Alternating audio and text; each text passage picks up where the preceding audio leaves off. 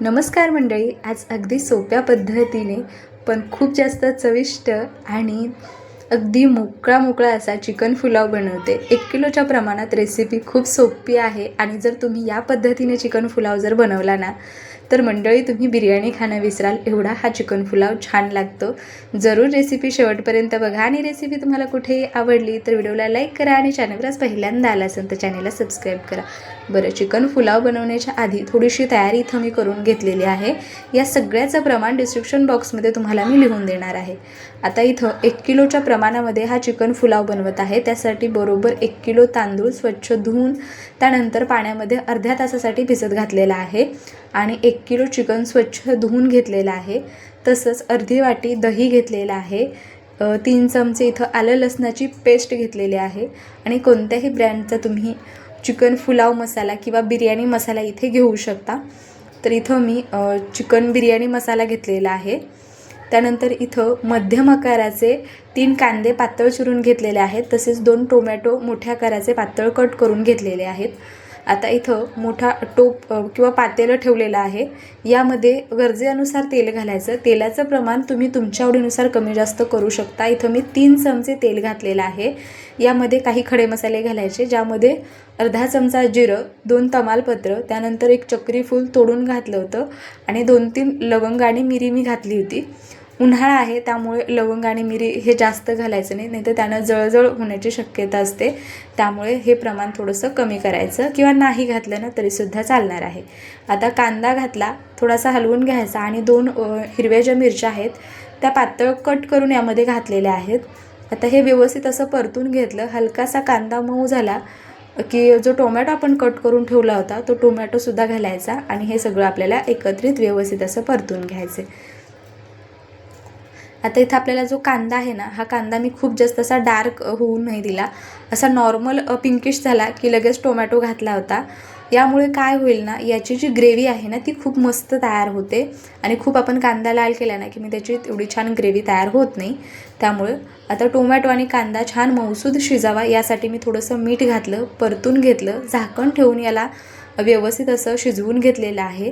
तुम्ही बघू शकता, व्यवस्थित याला असं मिक्स करून घ्यायचं।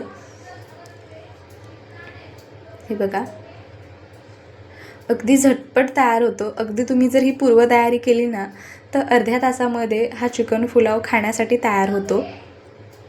आता कांदा टोमॅटो व्यवस्थित परतलेला आहे। 3 चमचे आलं लसणाची पेस्ट यामध्ये मी घातलेली आहे। तर ही घरी बनवलेली आलं लसणाची पेस्ट आहे। आता ही घातली, व्यवस्थित असं परतून घ्यायचं, मिक्स करून घ्यायचं। हे बघा, आता यामध्ये बिर्याणी मसाला घालायचा किंवा चिकन पुलाव मसालासुद्धा भेटतो किंवा शाही बिर्याणी मसालासुद्धा मिळतो, तो वापरला तरीसुद्धा चालणार आहे। त्यानंतर इथं पाव चमचा हळद घातलेली आहे, 1 चमचा धना पावडर घातलेली आहे आणि त्यानंतर अगदी थोडासा गरम मसाला इथं मी घातलेला आहे। तुमच्याकडे जे साठवणीतलं काळं तिखट असतं ते थोडंसं घातलं ना तर चव आणखी छान येते आणि आपला जो पुलाव आहे तो छान असा हलका फुलका तिखट होतो, खूप जास्त तिखट होत नाही। पुलाव हा फारसा तिखट करायचा नाही, हलकासा तिखट असला की छान लागतो।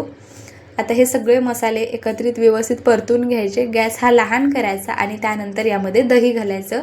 दही घालत असताना काय करायचं ना, गॅस लहान ठेवायचा आणि त्यानंतरच दही घालायचं, नाहीतर दही काय होतं, फुटतं। त्यामुळे गॅस लहान करून दही घालायचं आणि याला व्यवस्थित असं एकसारखं हलवून मिक्स करून घ्यायचं आणि लगेच यावरती झाकण ठेवायचं आणि याला व्यवस्थित असं परतून घ्यायचं। हे बघा, याला मस्त तेल सुटलेलं आहे आणि याचा जो सुगंध आहे ना मंडळी संपूर्ण घरामध्ये पसरलेला आहे। अगदी बिर्याणीपेक्षाही भारी हा पुलाव होतो। जरूर एकदा ट्राय करा, तुम्हाला खूप जास्त आवडेल। स्वच्छ धुतलेलं चिकन यामध्ये घातलं आणि याला व्यवस्थित असं मिक्स करून घ्यायचं, एकसारखं हलवून घ्यायचं। गॅस आता मध्यम केलेला आहे, पुन्हा झाकण ठेवायचं आणि ह्या चिकनला पाणी सुटेपर्यंत व्यवस्थित असं परतून घ्यायचं। हे बघा, अधूनमधून याला झाकण काढून हलवून घ्यायचं।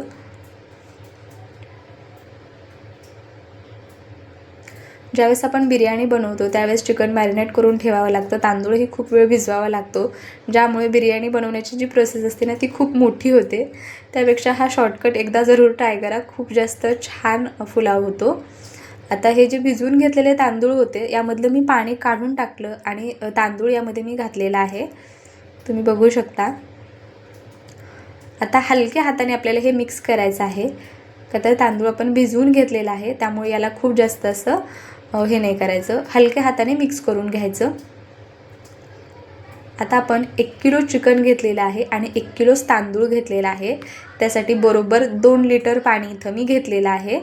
पाणी कमी जास्त लागू शकतं, का तर तांदळावरती असतं की तांदळाला पाणी शिजण्यासाठी किती लागत आहे. पण तांदूळ आपण भिजवून घेतलेला आहे, त्यामुळे इथं मी 2 लिटर पाणी घेतलेलं आहे. का तर चिकनही शिजणार आहे आणि तांदूळही शिजणार आहे. एवढ्या पाण्यामध्ये अगदी व्यवस्थित असा पुलाव तयार होतो. जर तुम्ही कुकरमध्ये हा पुलाव बनवणार असाल ना, तर काय करा, पाण्याची क्वांटिटी थोडीशी कमी करू शकता. आता इथं अगदी तांदळाच्या वर अर्धा इंच पाणी राहील एवढंच यामध्ये मी पाणी घातलेलं आहे. म्हणजेच 2 लिटर पाणी इथं मी घातलेलं आहे. अगदी थोडंसं मीठ यामध्ये मी घातलं होतं. आपण सुरुवातीलाही मीठ घातलं होतं, त्यामुळे इथं थोडंसं टेस्ट करून पाहायचं आणि त्यानंतर मीठ घालायचं. व्यवस्थित मिक्स करून घेतलं, थोडीशी कोथिंबीर घातली आणि झाकण ठेवून एक पुढचे 7 ते 8 मिनटासाठी मी शिजवून घेतलेलं आहे. पुन्हा आता एकदा याला व्यवस्थित असं मिक्स करून घ्यायचं. हे बघा, अगदी चिकन आणि तांदूळ मसाले सगळे एकत्रित ज्यावेळेस शिजतात ना, याचा घमघमाट आणि चव दोन्हीही अप्रतिम येते. आता हा भात जो आहे ना, तो बऱ्यापैकी शिजलेला आहे आणि आणखी यामध्ये कणी आहे आणि पाणीसुद्धा आहे.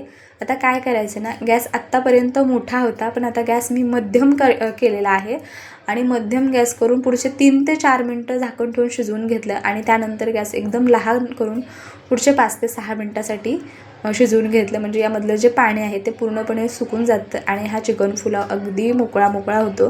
तर तुम्ही बघू शकता, अगदी मस्त असा हा आपला चिकन पुलाव खाण्यासाठी तयार आहे. ही रेसिपी तुम्हाला कशी वाटली ना, ते एकदा मला कमेंट करून जरूर सांगा. चॅनलवर आज पहिल्यांदा आला असेल तर चॅनलला सबस्क्राईब करा. बरं मंडळी, जर ही रेसिपी तुम्ही फेसबुकला पाहत असाल, रेसिपी कशी वाटली ते सांगा आणि तुम्ही आणखी आपल्या पेजला फॉलो नसेल केलं तर जरूर फॉलो करा. आता या पुलावसोबत खाण्यासाठी मस्त असा मी रायता बनवला होता, म्हणजेच कोशिंबीर बनवली होती, थंडगार कोशिंबीर आणि त्यासोबत हा चिकन पुलाव. एकदम भारी कॉम्बिनेशन आहे. संडेच्या दिवशी काहीतरी चमचमीत आणि झटपट तयार होणारं जर बनवून खायचं असेल ना, तर हा चिकन पुलाव तुम्ही बनवू शकता. चला, मी भेटते पुन्हा अशाच एखाद्या छानशा रेसिपीमध्ये. तोपर्यंत तुम्ही आजचा हा चिकन पुलाव जरूर ट्राय करा. बाय.